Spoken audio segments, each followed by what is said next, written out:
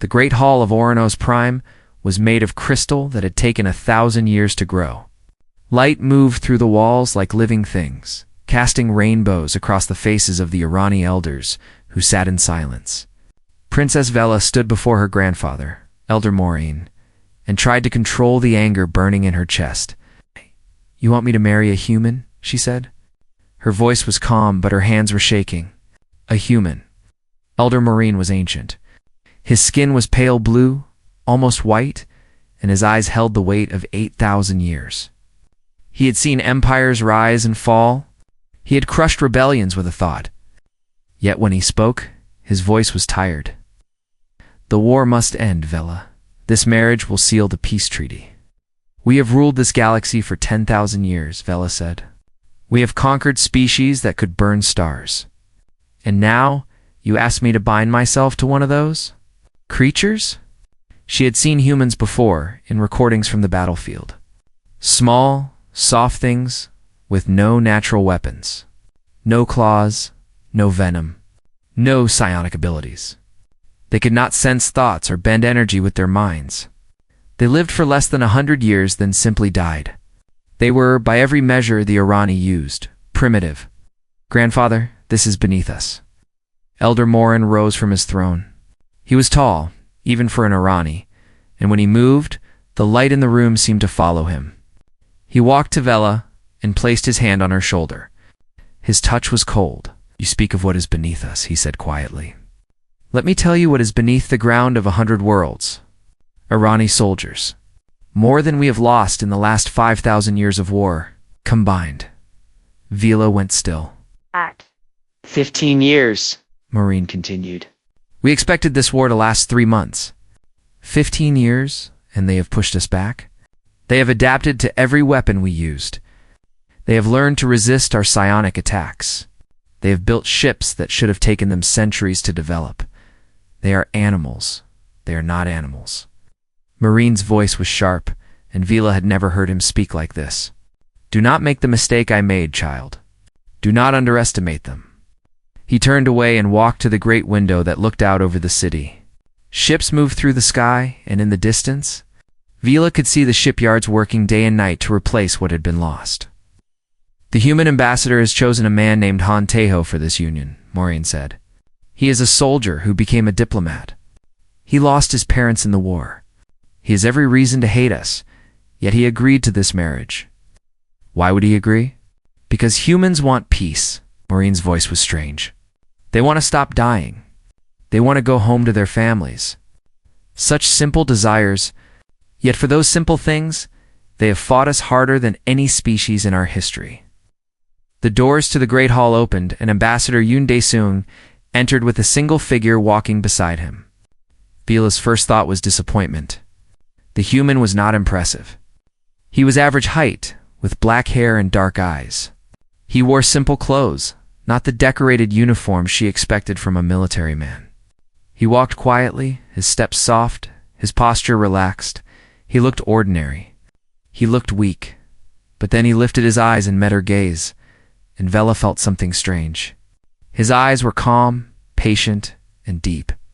They were the eyes of someone who had seen terrible things and chosen to keep walking. "Princess Vela," Ambassador Yoon said, bowing. "May I present Han Tejo?" Tejo bowed as well, a shallow gesture of respect. "Your Highness, thank you for agreeing to this meeting." His voice was soft. There was no anger in it, no resentment. Vela had expected hatred. The war had killed millions on both sides. But this human spoke to her as if they were simply two people meeting for the first time. "I did not agree," Vela said coldly. "I was commanded." She expected him to flinch, to show anger, to reveal the savage nature she believed all humans possessed. Instead, he smiled. It was a small, tired smile. "I understand," he said. "I hope we can find peace regardless, Your Highness, for both our peoples." There was nothing more to say. Ambassador Yoon and Elder Maureen discussed the details of the ceremony, the timeline, the political arrangements. Vela watched Tejo through it all. He stood quietly, listening, asking no questions. Once he looked at the crystal walls, and she saw wonder in his eyes. Like a child seeing something beautiful for the first time. How could this creature have caused her people so much pain? After the humans left, Vela turned to her grandfather. "I saw something in your eyes when you looked at him." Maureen said nothing. "You're afraid?" Vela said. "You who have lived for 8,000 years? You who have killed gods? You were afraid of that ordinary man?" Maureen was silent for a long moment. When he spoke, his voice was barely a whisper. "Before the war, I accessed the ancient records. I wanted to understand what we were fighting. Do you know what I found?" Vela shook her head. Humans evolved on a world that was trying to kill them. Their planet had ice ages that covered everything in frozen death. It had diseases that killed millions. It had predators that should have hunted them to extinction. He paused. "The predators are gone now. The humans killed them all." Vela felt a chill run through her. Oh. They have fought wars against each other since before they could write. They invented weapons capable of burning their own world to ash, and they came so close to using them. They nearly destroyed themselves a dozen times. And every single time, they survived. They rebuilt. They came back stronger. He turned to face her, and for the first time in her life, Vela saw true fear in his ancient eyes. "I spoke with our generals after the first year of the war. They told me something that I have never forgotten. They said that when you wound an Irani soldier, he becomes careful. He protects himself. He thinks of survival." Maureen's voice dropped. "When you wound a human soldier, he becomes angry. He stops caring about survival. He only cares about making you pay." Vela thought of Tejo's gentle smile, his soft voice, his patient eyes. That man you just met has carried dying friends through enemy fire. He has kept fighting with wounds that would kill one of us. He has watched his family die and chosen peace instead of revenge. Maureen walked past her toward the door. "If we had met 1,000 species like the Irani, we would have conquered them all. But humans are not like us. They are not like anything in this galaxy." He stopped at the door and looked back at her. "The wedding will be in 3 days. Learn to love him if you can, Vela, because if this peace fails, if we go back to war..." He shook his head. "They will never stop. They will never forgive. They will spend 1,000 years hunting us across the stars if they must. That is what we face. That is what gods fear." He left, and Vela stood alone in the great hall, surrounded by crystal that had taken 1,000 years to grow. She thought of Tejo's smile, his ordinary face, his unremarkable body, and for the first time in her life, she wondered if she had been taught to fear the wrong things. The diplomatic station floated in the empty space between Irani territory and human space. It was neutral ground, a place where neither side held power. Vela had lived there for 2 months now, married to a creature she did not understand. She had decided to study him. If she was going to spend her life with this human, she would learn everything about his weaknesses. She would understand exactly how inferior his species truly was. The first thing she noticed was the sleeping. Tejo slept every single night for 7 or 8 hours. Vela only needed to rest once every few days, and even then, she could enter a meditative state that took only an hour. Watching him lie there, unconscious, vulnerable, she felt almost sorry for him. How could a species survive when they spent 1/3 of their lives helpless? She noted this in her private journal. Humans require excessive sleep. Weakness. The second thing was the eating. Tejo ate 3 times a day, sometimes more. He cooked his food with heat, destroying much of its nutritional value, and he seemed to enjoy the taste more than the efficiency. Irani could absorb nutrients directly from specially designed capsules. Eating was something they did for pleasure, not survival, she noted. Humans require constant food intake. Inefficient biology, weakness. The third thing was his body. He had no natural armor, no claws, no venom glands. His skin was soft and could be cut by simple metal. His bones could break. His organs were exposed, protected only by thin layers of muscle and fat. She noted, human bodies are fragile. Obvious weakness. But then she started noticing other things. Teho exercised every morning. She watched from the doorway as he pushed his body through painful routines, lifting weights, running on machines, stretching until his muscles shook. Sweat poured from his skin. His face twisted with effort. And the next day, he did it again. And again. And again. "Why do you hurt yourself?" she asked one morning. He paused, breathing hard, and smiled at her. "I'm getting stronger. Human bodies adapt to stress. If I push myself today, I will be better tomorrow." She watched more carefully after that, and she saw that he was right. Week by week, he lifted heavier weights. He ran faster. His body was changing, growing, improving. She added a new note. Human bodies repair and improve under stress. Requires further study. One day, she saw him cut his hand while preparing food. Blood welled up, red and bright. She moved toward him, ready to call for medical assistance. But he simply washed the wound, wrapped it in cloth, and continued cooking. 3 days later, she examined his hand. The wound was nearly gone. New skin had grown over the cut, pink and fresh. His body had simply fixed itself. She thought about this for a long time. Orani healed too, of course, but they used psionic energy to accelerate the process. It required concentration and effort. Humans just healed on their own automatically, without even thinking about it. What else did they do without thinking about it? She began reading human history files. At first, she read them to confirm her beliefs about human weakness. Instead, she found something else entirely. Humans had been fighting wars since before they discovered metal. They had killed each other in numbers that made her feel sick. They had invented weapons that could poison the air, burn entire cities, and split the very atoms that made up matter. They had built devices capable of ending all life on their world, and they had almost used them. Several times, but they were still there. They had stopped themselves. They had rebuilt. They had taken their weapons of death and turned them into tools for reaching the stars. One file showed something called the Apollo missions. Humans had built a rocket using technology so primitive, it made her laugh. They had strapped 3 humans on top of controlled explosions and launched them at their moon. The journey was dangerous. The equipment was unreliable. Every moment could have been their last. They did it anyway. They stood on their moon, looked back at their world, and decided to go further. She stopped laughing. That night, she heard sounds from Teho's room. She went to check on him and found him tangled in his sheets, making sounds of pain. His face was twisted, his body shaking. He was having a nightmare. She considered leaving.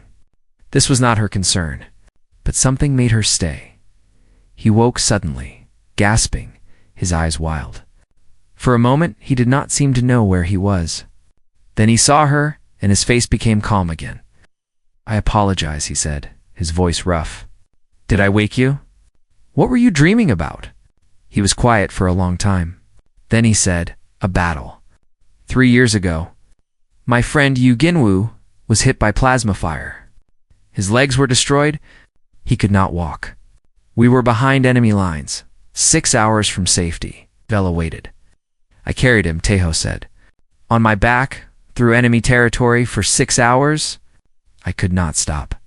If I stopped, they would find us. If they found us, they would kill us both." "Did he survive?" Teho shook his head. "He died an hour before we reached our lines. Blood loss. There was nothing I could do." Vela felt confused. "Then why did you carry him? If he was already dying, why did you risk your own life?" Teho looked at her, and in his eyes she saw something she could not name. It was not anger, not sadness. It was something deeper, something that seemed to burn like a quiet fire. "Because he was my brother," Teho said. "Not by blood, but by choice. We had fought together for 2 years. We had saved each other's lives more times than I can count. He asked me to keep going, even when he knew he was dying. He said he did not want to die alone in enemy territory."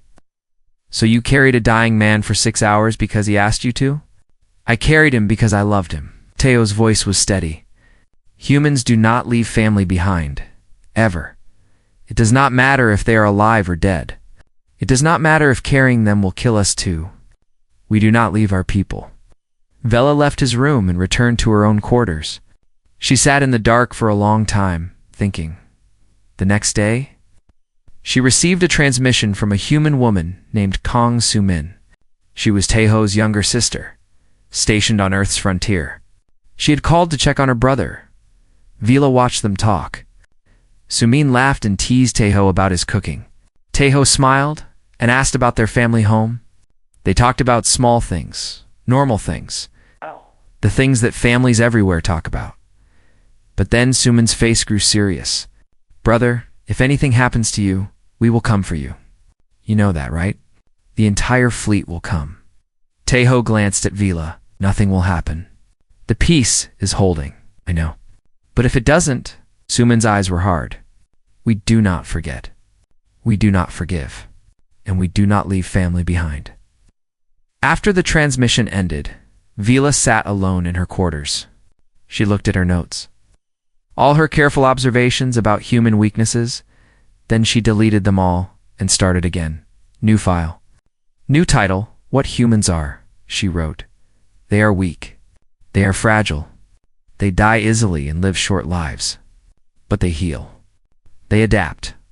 They grow stronger. They learn from every defeat. They carry their dead because love matters more than logic. They reach for the stars even when they might die trying. She paused, then added one more line. I do not understand them yet, but I am beginning to think that is the point. No one has ever understood them, and that is why they are still alive. The attack came without.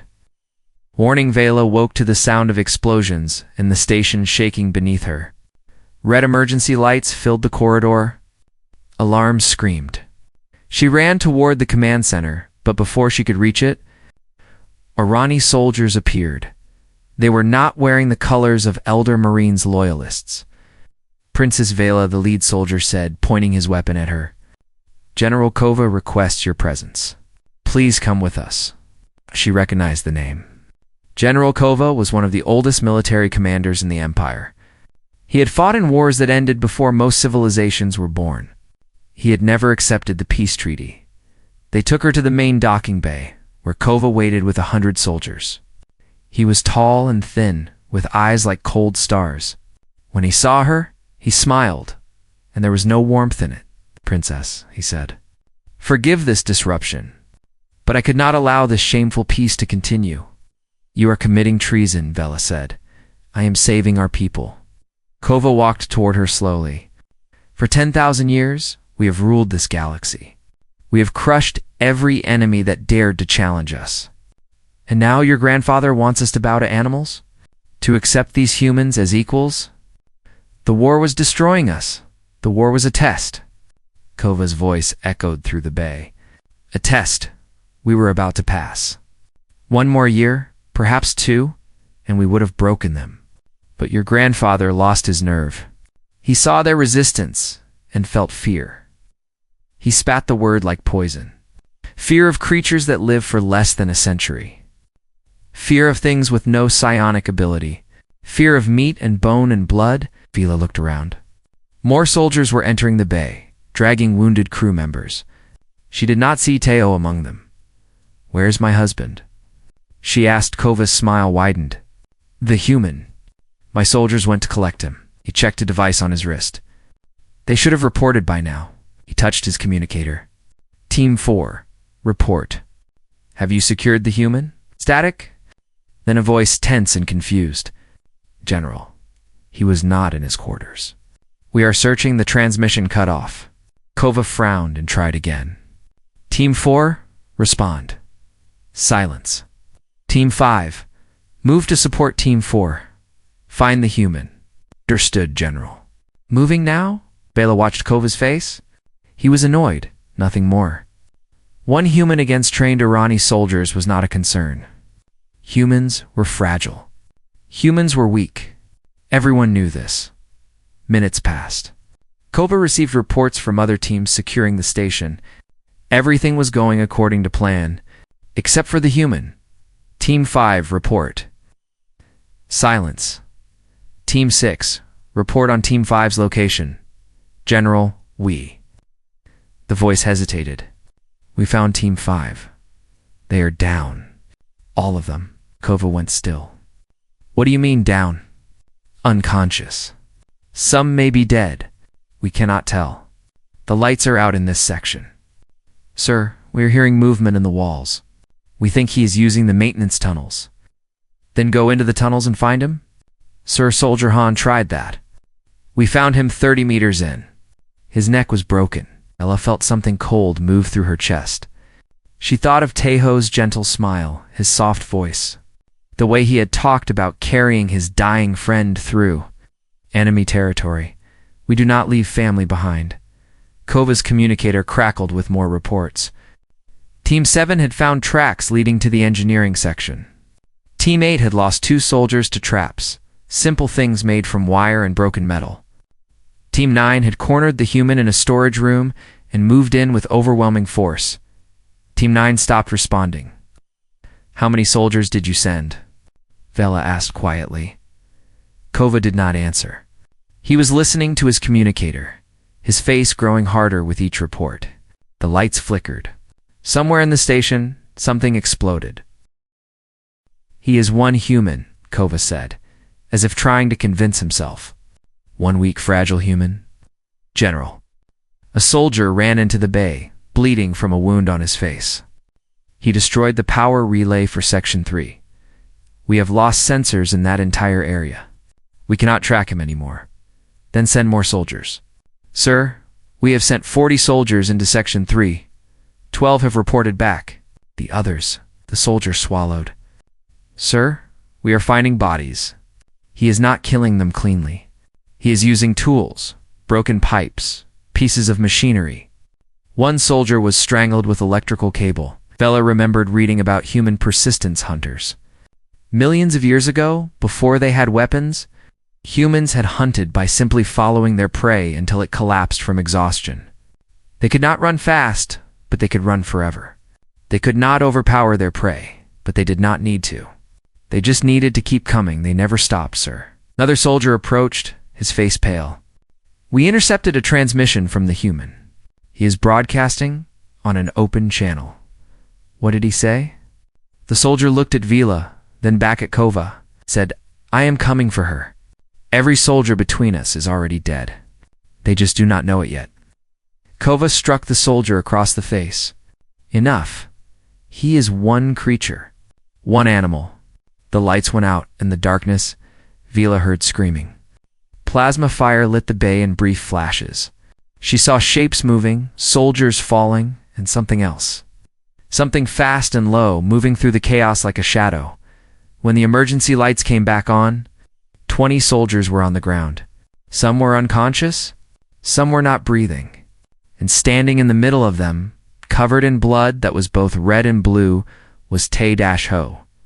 He was hurt. Badly hurt. She could see wounds on his arms, his chest, his face. One of his hands was bent at a wrong angle. He was breathing hard and his body was shaking, but his eyes were steady. And in them, she saw something that made her understand why Elder Marine was afraid. It was not anger. It was not hatred. It was something older and deeper, something that had burned in human eyes since they first crawled out of the mud on their distant world. It was the absolute refusal to give up, the complete rejection of defeat, the terrible, beautiful, terrifying will to keep fighting until there was nothing left. You should not have taken her, Taeho said to Kova.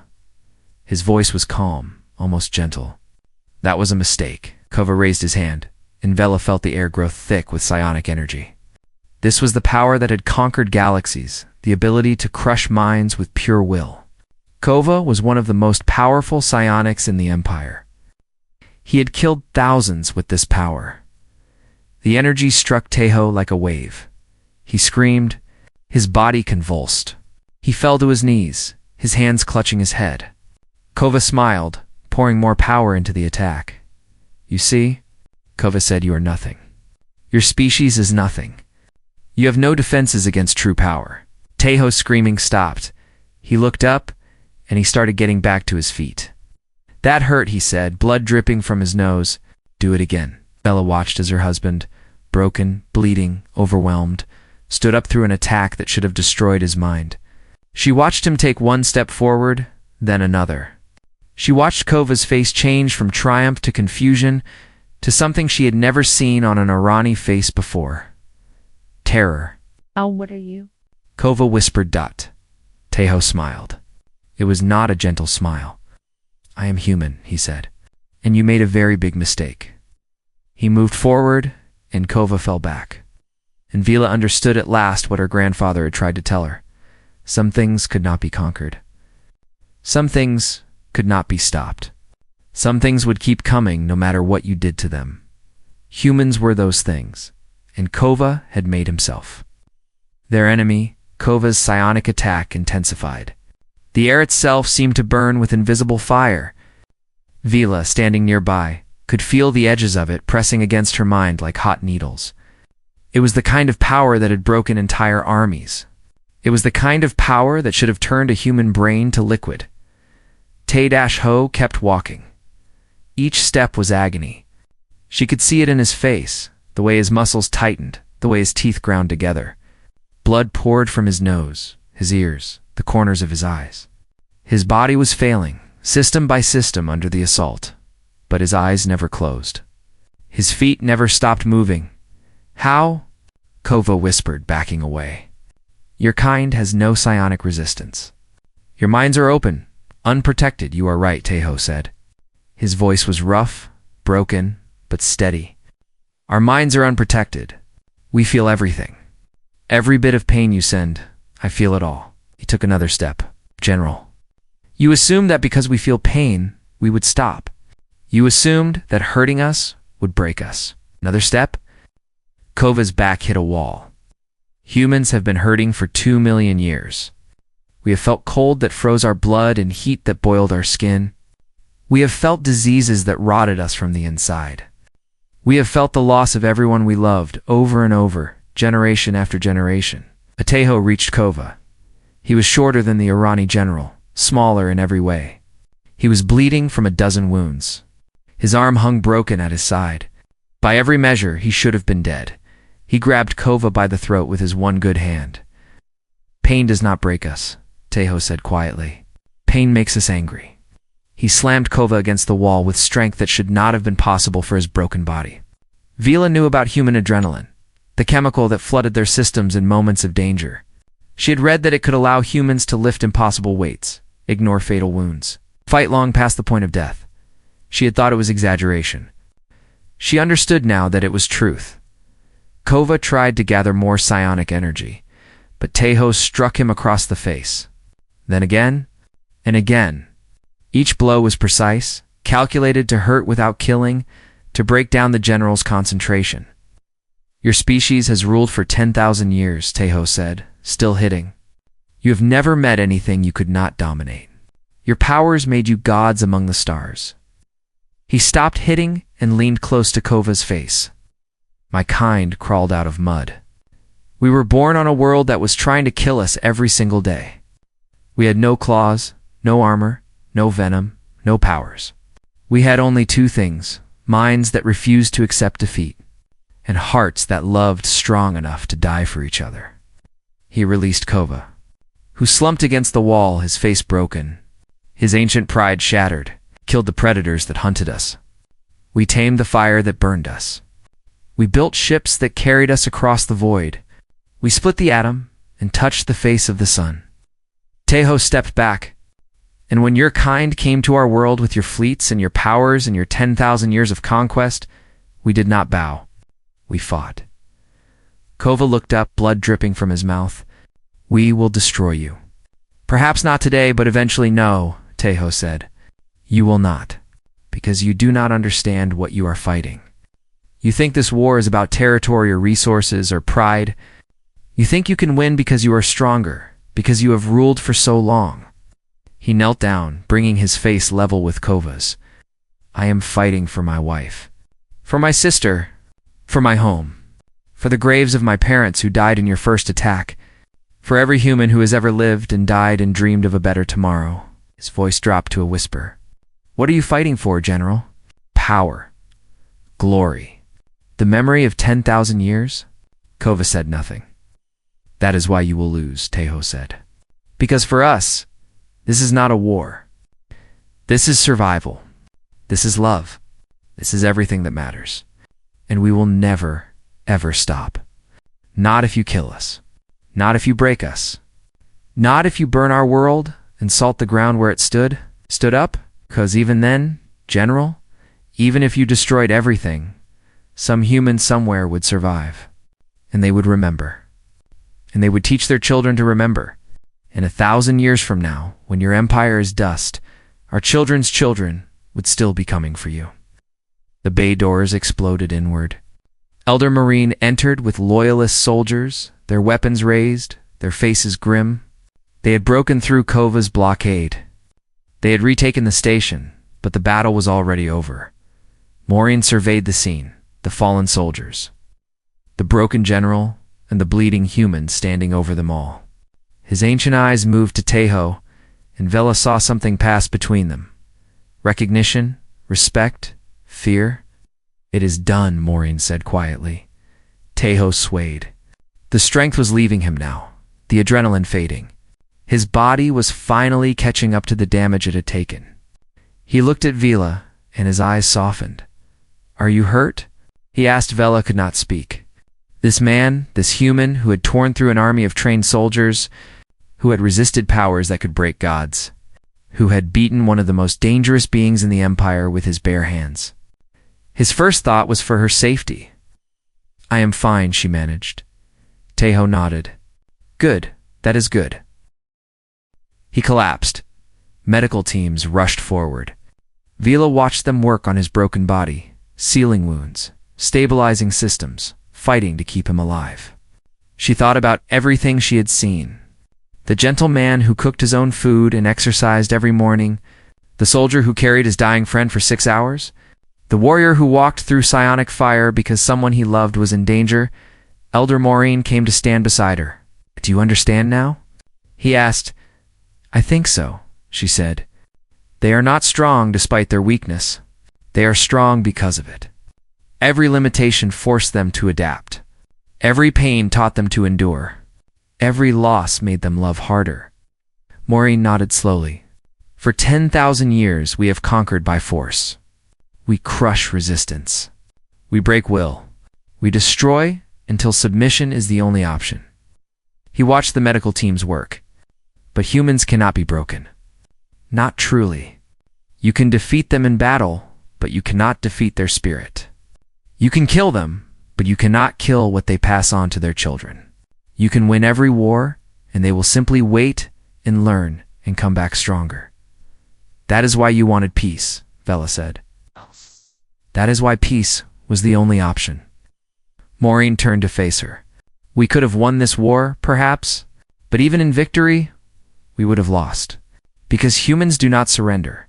They do not forgive. They would have spent the next 1,000 years making us regret our victory. And eventually, inevitably, they would have succeeded. Vela looked at Tejo's unconscious form. What do we do now? Maureen was silent for a moment. Then he said, we build something new. We stop seeing them as lesser and start seeing them as partners. We learn from them as they have learned from us. And we hope that their capacity for love is greater than their capacity for war. He began to walk away, then stopped. Hey, when he wakes, tell him something for me. What? Tell him that I am glad we made peace. Maureen's voice was quiet. Because I never want to face a species like his in war again. They are the most terrifying thing I have ever seen. Not because they are powerful, but because they simply refuse to stop. He left. And Vela sat beside her husband, holding his broken hand, and waited for him to wake up. 3 weeks passed before Tejo opened his eyes. Vela was there when it happened. She had barely left his side, sleeping in a chair beside his healing pod, reading reports, watching his broken body slowly put itself back together.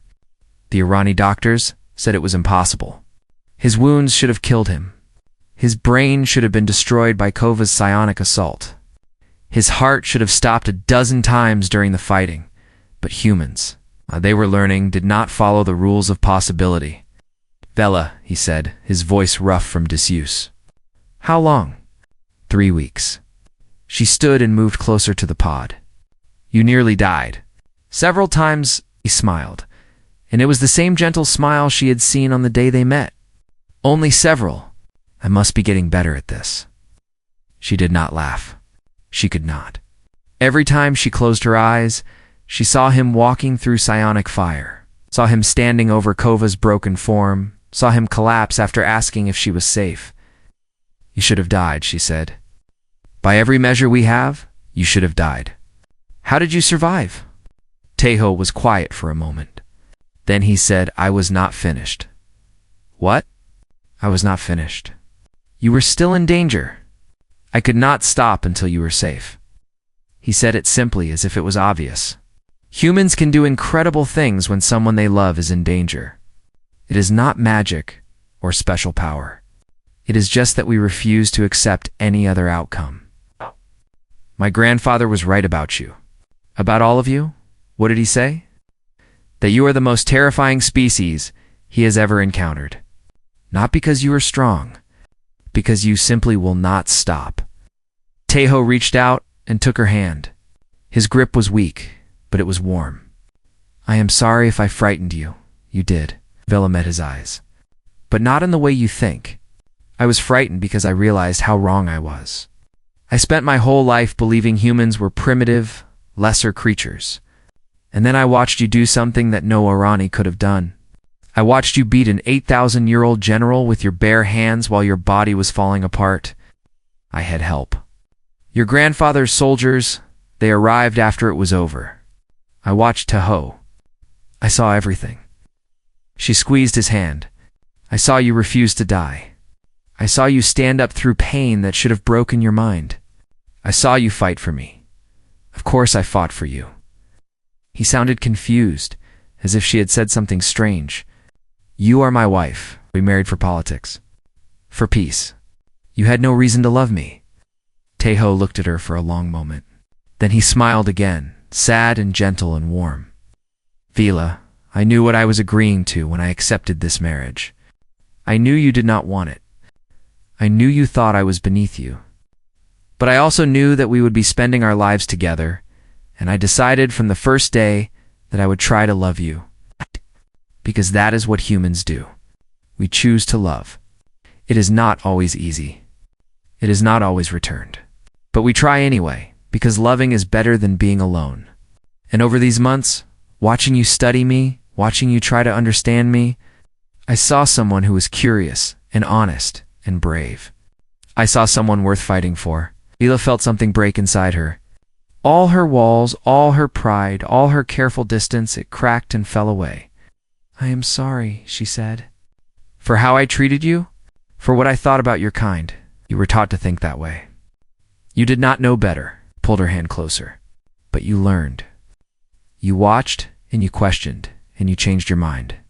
That is brave, Vela. That is the hardest thing anyone can do. A month later, they stood on a balcony overlooking the unified fleet. Arani and human ships moved together through the darkness, their lights blinking in patterns that had once meant war, but now meant something else. Cooperation. Partnership. Hoped Elder Morin stood beside them. Ancient and tired, but somehow lighter than before. General Kova has been sentenced, he said.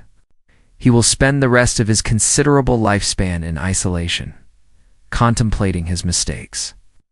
Some of his supporters escaped, Tejo said. Yes, they will cause trouble, I am sure. There are always those who prefer war to peace. Maureen looked at Tejo, but they saw what you did. They saw one human defeat their best soldiers and break their most powerful warrior. Word has spread through the Empire. The message is clear. What message? Vela asked. That humans are not to be underestimated. That attacking them carries a cost that no one can afford. Maureen's voice was quiet. That even gods should think twice before making enemies of your kind. Tejo shook his head. We do not want to be feared. We want to be partners. You can be both. Morin turned to leave. Fear is what keeps us honest. Partnership is what gives us hope. Perhaps that is the best combination any two species can have. He left. and Vela and Tejo stood alone on the balcony. "What do you dream of now?" Vela asked. Te-Ho looked out at the stars. His body had healed, but she could still see the scars, thin lines of silver against his skin. He would carry them forever. Evidence of what he had done, what he had survived. "Peace," he said. "A home. Maybe a family someday." Vela moved closer to him.